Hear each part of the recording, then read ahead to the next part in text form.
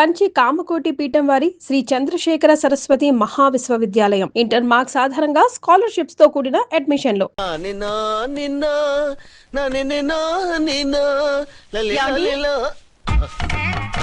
నా మాట వినకుండా వెళ్ళారు. ఇప్పుడు చూడండి ఎంత బాధపడుతున్నారో. లేవండి. లేస్తే పడుకోలేను. నేను పడుకోబెడతానుగా. లేవండి, జ్యూస్ తాగుదురు గాని. ఇప్పటికి 6 సార్లు తాగాను, ఇంకా నా వల్ల కాదు. అలా అనకండి, భోజనం లేదుగా, నీరసం వస్తుంది. పట్టండి. అయ్యో వద్దండి, వద్దండి. అండినా? అండి అన్నానండి, అనే ఉంటానండి. ఈ బాంబులు తాకిడికి ఎవరితో ఏం మాట్లాడుతున్నానో అర్థం కావట్లేదండి బాబోయ్. మీ మాటలో కూడా తేడా వచ్చింది. అదండి బాంబింగ్ ఎఫెక్ట్ అండి. మూతి పగిలి 4 ఖర్చుకున్నాను. అయ్యో, మీకేదైనా అయితే నాకు దిక్కెవరు? ఆయనే, ఇంకెవరు? ఆయనెవరు? ఆయనంటే దేవుడు. దేవుడు. సర్లే, పట్టండి. ఏంటలా వణుకుతున్నారు? పైనుంచి కిందకి ఎర్తవుతుంటే వణకుండా ఎలా ఉంటాను? నాకు అసలే సహనం తక్కువ. కాస్త దూరంగా ఉండండి. సారీ అండి. ఇంతటి దానికి సారీ ఎందుకండి? సారీ మార్చుకుని వస్తాను. ఉండండి.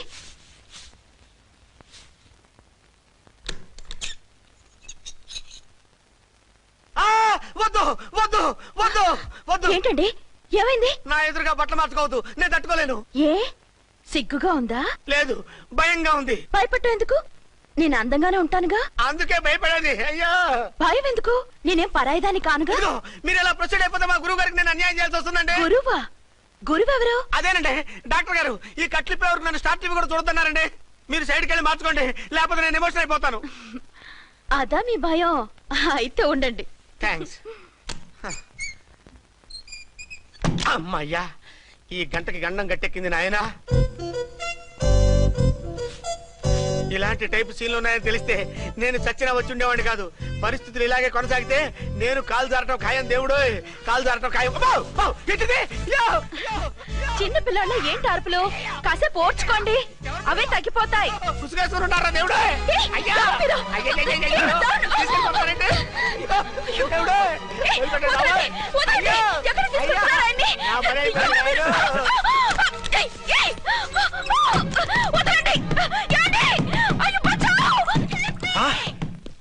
ఏంటో కేకలు? ఝాన్సీ గొంతులో ఉందండి. ఓరి నాయనో, ఆ దరిద్రుడు ఝాన్సీని చూసి అటెంప్ట్ ఏమైనా చేసేస్తున్నాడేమో.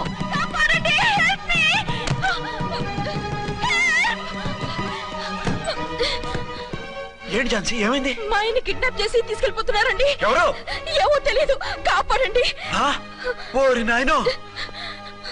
బారసాలకు ముందే ఝాన్సీ నా వైఫ్ అని ఫిక్స్ అయిపోతే సడన్ గా హస్బెండ్ అయిపోయి దాన్ని బెడ్ ఎక్కేద్దామని చూస్తున్నావురా?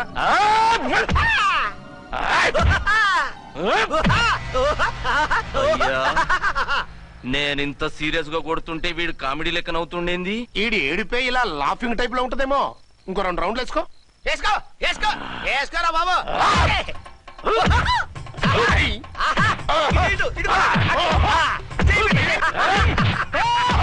రాయ్, మీరు కూడా వచ్చి తలిగియండి రా వీణ్ణి.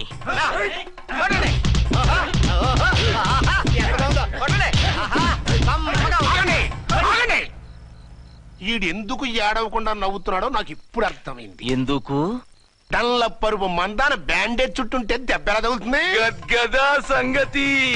రేయ్, కట్లు మొత్తం ఇప్పి కొట్టుర్రా వీణ్ణి. వద్దు వద్దు, కట్లు మాత్రం పొద్దు. ఏ లోపట బట్టలు లేవా? డ్రాయర్ కూడా లేదు.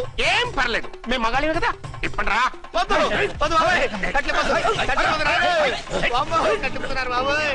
బాబా, ఏంటిది? రక్షించండి సార్, నన్ను రక్షించండి సార్.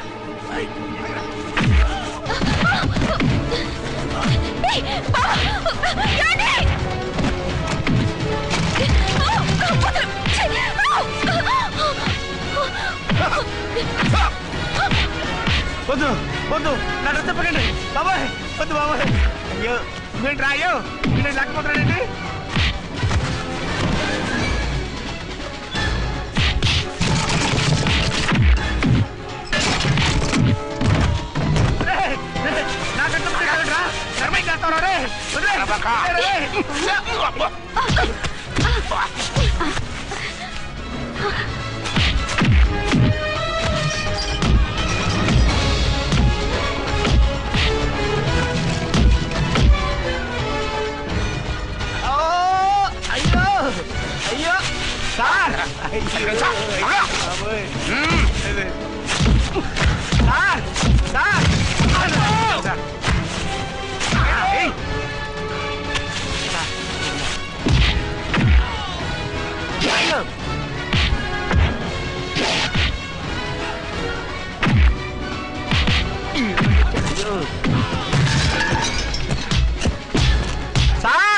రక్షించండి సార్. మొత్తం తీసేస్తాను బాబోయ్.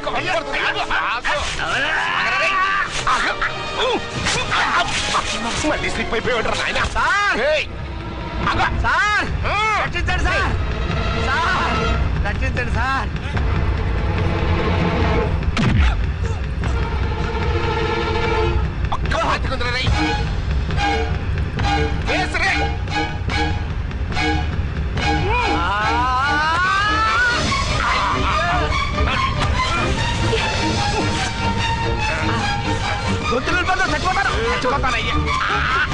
కాపాడండి సార్.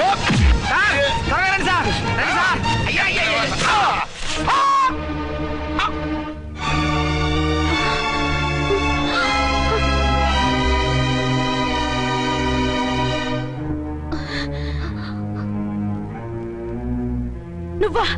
నువ్వు వేషాలు ఎందుకు వచ్చావు?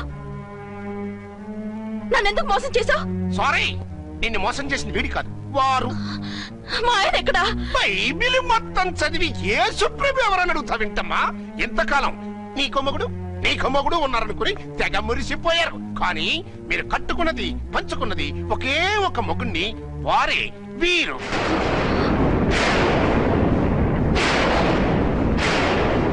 బాబు, ఆవిడ మీకేమవుతుంది? ఆవిడ మా ఆవిడే. ఆవిడ ఆవిడ మా ఆవిడే. విన్నారుగా లేడీస్, ఈ సీన్ లో ఇక మన పని అయిపోయింది. ఇప్పుడు వన్ డే మ్యాచ్ మొదలవుతుంది. టాస్ వేసుకుని ఎవరు బౌలింగ్ చెయ్యాలో ఎవరు బ్యాటింగ్ చెయ్యాలో వాళ్ళే డిసైడ్ చేసుకుంటారు. మనం గ్యాలరీలో కూర్చుని మ్యాచ్ చూద్దాం పద. ఎందుకింత మోసం చేశారు? ఎందుకింత ద్రోహం చేశారు?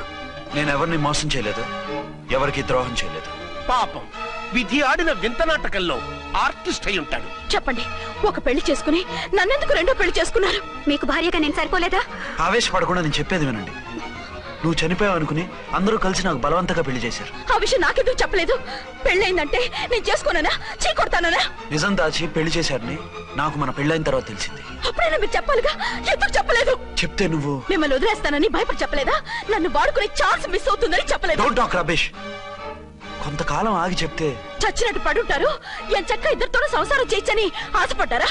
అది కాదు అర్చన, నువ్వైనా నన్ను అర్థం చేసుకో. చచ్చిపోయాననుకుని తను చేసుకున్నారు అంటే మీ మనసులో నాకు స్థానం లేదు, నా మీద మీకు ప్రేమ లేదు. అదే మాట అర్చన. ఎస్, నా మీద ప్రేమే ఉంటే పెళ్లి చేసుకుందామనే ఆలోచన మీకు వచ్చి ఉండేది కాదు. మరో పెళ్లి చేసుకోరు. నేను చెప్పేది విను. నన్ను ముట్టుకోకండి. ఏ రోజైతే తన మెళ్ళో తాళి కట్టారో ఆ రోజే మన బంధం తెగిపోయింది. ఆ రోజే మీ అర్చన నిజంగా చచ్చిపోయింది. ఉండండి, తనతోనే ఉండండి, తన్నే భార్యం చేసుకోండి. నాకు కావాల్సింది శీల చెడిన మగాడు కాదు, శీల ఉన్న మొగుడు. Out out. బంగారం లాంటి మా సిఐ గారి కాపురాల్ని నాశనం చేశారు. వచ్చే సినిమాలో హీరోగా పుట్టి మీ ఇద్దరి అంతూ చూస్తాను. ఖబర్దార్. ఏమే అర్చన, ఏమిటి నువ్వు చేసిన పని? మాట్లాడుకో, నీకు మాట్లాడే అర్హత లేదు. నేను నీ తల్లినే. కూతురి మొగుడికి రెండో పెళ్లి చేశాను నువ్వు తల్లివా? నాకు సవితిని తెచ్చిపెట్టి నువ్వు తల్లివా? తల్లివైతే నీ అల్లుడికి మళ్ళీ పెళ్లి చేశావు? నువ్వు చచ్చావని అతను కుమిలిపోతుంటే చస్తాడేమని భయపడి పెళ్లి చేశానే, ఏం తప్ప? ఖచ్చితంగా తప్పే.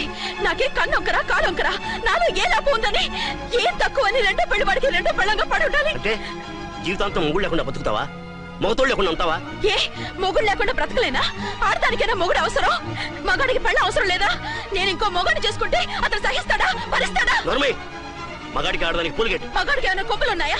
స్పెషల్ గా పైన ఊరి పడ్డాడా? వాళ్ళు తినే ఉప్పు కారమే మేము తింటున్నాం. వాళ్ళ ఒంట్లో రక్తమే మా ఒంట్లోనే ప్రవహిస్తోంది. అది కాదమ్మా, మొగుడిని వదిలేసిన ఆడదాన్ని నీచంగా చూస్తారు, చులకన చేస్తారు. పెళ్ళాన్ని వదిలేసిన మొగుడిని గౌరవించి హారతలు పడతారా? అతను నిన్ను వదిలేయాలనుకోవడం లేదు, నిన్నే కావాలనుకుంటున్నాడు. అతను కావాలనుకుంటున్నది భార్యని కాదు, ఆడదాన్ని. అంటే దూరం చేసుకుంటావా? లేకపోతే దగ్గరే ఆత్మాభిమానం చంపుకొని కాపురం చేయమంటావా? 3 ముళ్ళు 7 అడుగులు 4 గోడలు, ఇవే ఆడదానికి హద్దులని పడుండమంటావా? దాని పక్కనో రాత్రి నా పక్కనో రాత్రి పడుకునే మనిషిని నా మొగుడిని అనుకోమంటావా? నేను సతినా, సవతినా, లేక సానినా? ఏ అర్థం చెప్పుకొని ఏ హోదాతో అతనితో ఉండమంటావు? పరాయి ఆడదానికి దక్కినవాడు నా మొగుడు కాదు. అంటే ఏమిటో? ఆ మొగుడిని వద్దనుకుంటాను, విడాకులు తీసుకుంటాను.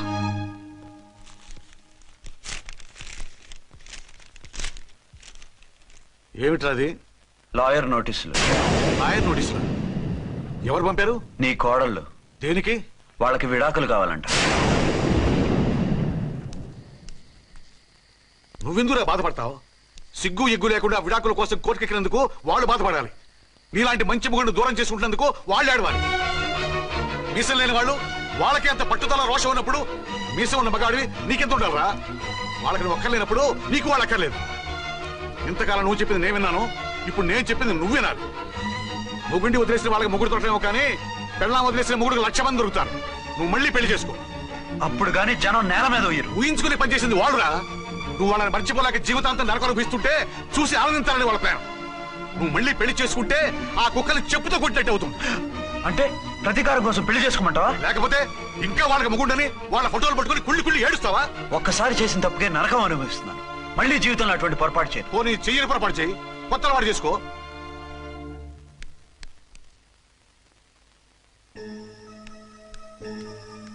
ఇదిగో నాలాగా తాగుడు అలవాటు చేసుకో. బాధల్ని బాధ్యతల్ని మర్చిపో. పెళ్ళాలు వదిలేసిన మొగుడని అవమానం పడే కంటే గౌరవంగా తాగుబోతనిపించుకో. అలాగే నేను తండ్రిగా ఆనందిస్తాను. తీసుకో.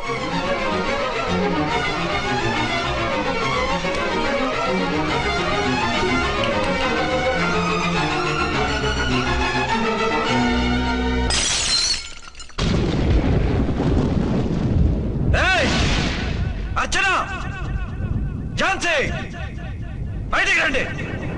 రండి.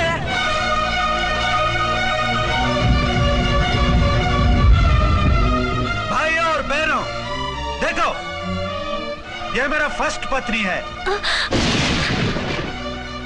ఇది నా సెకండ్ పత్ని. ఏంటి ఆ లుక్లో? తాగొచ్చానా? నేను తాగలేదే, మీరే తాగించారు. తెగేదాకా తెచ్చారు, తాగేదాకా తీసుకొచ్చారు. నాకు విడాకులు ఇస్తారు. నాది పెళ్ళ పేకాట. ఆడినంతసేపు ఆడి మధ్యలో మిడిల్ డ్రాప్ చేయడానికి. అసలు నేను మీకేం ద్రోహం చేశాను? నువ్వు తిరిగి రాగానే on the spot first night cancel చేసుకుని నీ దగ్గర పరిగెత్తు రావడవా? ఇంకో మగాడు ఎవడైనా అయితే అలా వచ్చేస్తాడా? చెప్పను ఛాలెంజ్. నువ్వు చచ్చావు అనుకుని పిచ్చి వెదవలా తయారయ్యాను. కళ్ళు పూసుకుంటే కళ్ళలోకి వస్తున్నావని కంటికి నిద్ర లేకుండా కడుపుకి తిండి లేకుండా గడిపాను. చచ్చి నీ దగ్గరగా వద్దాం అనుకున్నాను. కానీ నా కన్న తల్లిని మర్చిపోలేక తాగుడికి అలవాటు పడ్డ మా నాన్న నా జీవితంలో నీ జీవితం కాకూడదురా, భార్య లేని లోటు ఏంటో నేను చవి చూశాను, మళ్ళీ పెళ్లి చేసుకోరా అని బలవంతం చేస్తే చచ్చి కన్న తండ్రిని ఏడిపించలేక బతికి దీన్ని పెళ్లి చేసుకున్నాను తప్ప దీని రంగు పొంగు చూసి వెర్రెత్తి కాదు. అది నేరమా, పాపమా?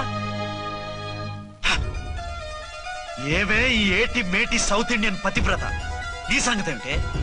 సెకండ్ హ్యాండ్ మొగుడు దొరికాయండి షేక్ అయిపోతున్నావా? ఇంతకు ముందు నేను ఎప్పుడైనా తాగానా? నేను తాకానా?